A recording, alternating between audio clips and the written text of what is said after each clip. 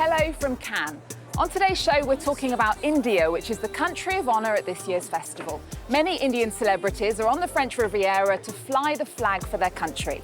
So let's go meet two women from one of the biggest entertainment industries in the world. Hi, I'm Nidhi Sunil, and I am a model, activist, and actress from India, and I'm also a global ambassador for L'Oréal Paris.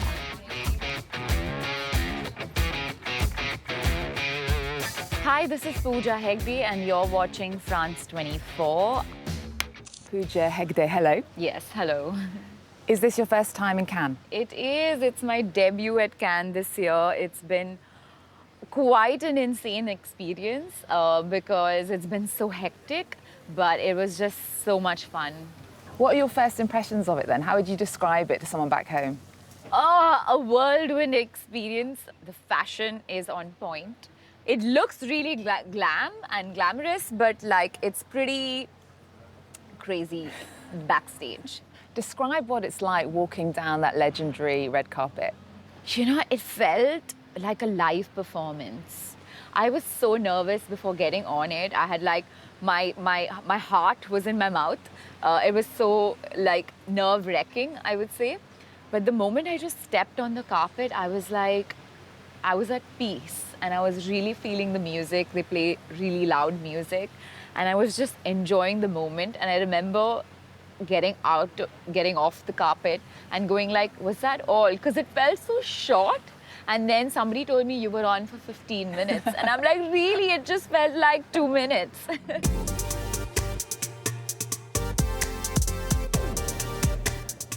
It's scary.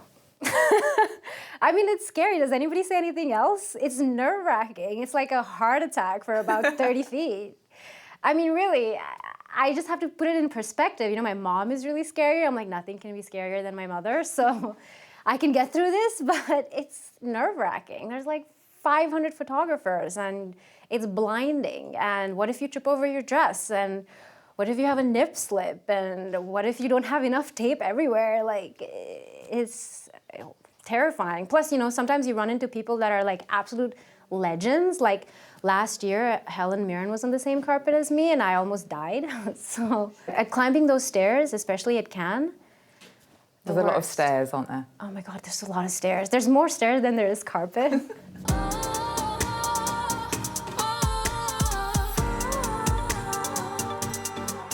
And the Indian actress Deepika Padukone is on the jury. Yeah. How significant is that?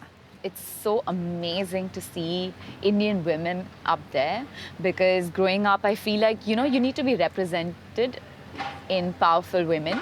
And that's what Deepika has done for us. India is the country of honour this year. Did Yes. you feel a bit like you were representing your country? I was actually. I wasn't here with a brand. I was here as Brand India. And that's something that's truly special. To be selected as a representative of your country is so special. I feel like we've always been such a rich and culturally rich country with so much heritage, and we've been making movies for 60 years, and it's really nice to see it being recognized on an international platform. Why do you think it's taken so long for India to get recognised here at the Cannes Film Festival? Because it's one of the biggest industries in the world. I think maybe there's a language barrier because, of course, we make films in our regional languages, and it's. I feel like the world is waking up to how amazing movies can be in other languages if they put on the subtitles. And I feel like a lot of the Korean movies that we've been watching over the last couple of years has really brought that to light. So it's nice to have attention brought towards cinemas from other countries in the world. It's really great. Do you think Indian women are represented enough in world cinema? No, absolutely not. I absolutely don't think Indian women are represented enough in world cinema. But also, I feel like world cinema is only waking up to all the different stories and narratives that are out there now. So it's really nice. It's super cool to see Bridgerton. Maybe not so historically accurate, but I love watching it. I'll take it, you know? I'll take anything.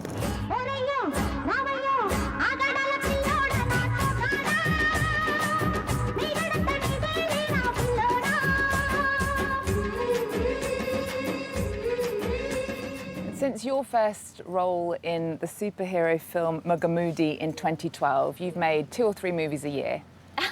For someone watching who'd never seen a Pooja Hegde film, which one would you recommend? Oh, that's a tough one. I would say watch Radhe Sham. That was shot in Italy. You could watch that. You could watch Most Eligible Bachelor. You could watch Beast.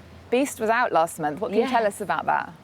It's a film which was about a mall that gets hijacked.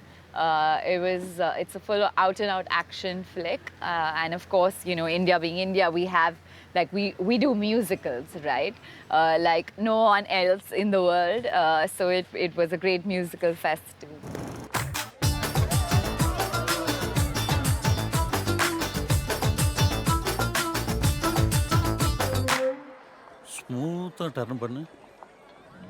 And you use your platform to talk about lots of different issues, including colorism. Yeah. Is it something you've experienced? Yeah, colorism is pretty prevalent. It's actually quite blatant in India. We don't hide it. But we're not shy about it. When I started working in the business, I'd actually just finished law school at the time, and I'm South Indian. So in general, we tend to be, well, browner. There's always a cognitive dissonance for me because it feels like when I come out to Europe, everybody wants to have my skin color. And then when I go back to India, I mean, I have like extended family members because, of course, I have this huge Indian family who are like, well, you know, she's really beautiful, but she didn't get her father's complexion. My father happens to be lighter skinned. But yeah, it's definitely something that's just very part of your mainstream narrative, because when I was a little kid, I grew up watching national TV commercials where the dark girl walks into a room for a job interview and she doesn't get it. And then she goes home and uses a bleaching cream and gets 10 shades lighter, and then suddenly everybody wants her on the job. Or all the boys that the parents arrange to get an arranged marriage want her because now she's lighter skinned. So this is just like normal TV. So it's something that I grew up like internalizing, and then realizing when I grew older I had to fight. Pooja, there are so many articles and photographs of you online. You've been named Most Desirable Woman many times. I just wanted to ask you, what do you think of titles like that in 2022, Most Desirable Woman? I mean, it's a great honor. It feels really nice when somebody says that. I mean, you want to feel desirable. That's something that is great. But I don't take them so seriously, to be very honest, because I want my work to mean something. I want people to connect with me through my craft, through my art. That's what keeps me going. I hope the little women across the world look at my story, because I don't come from a very glamorous background. I don't come from people who've been doing this for very long. I come from a very academically driven background. We have doctors and lawyers and accountants and engineers in my family, and I was the first one to get into films and glamour.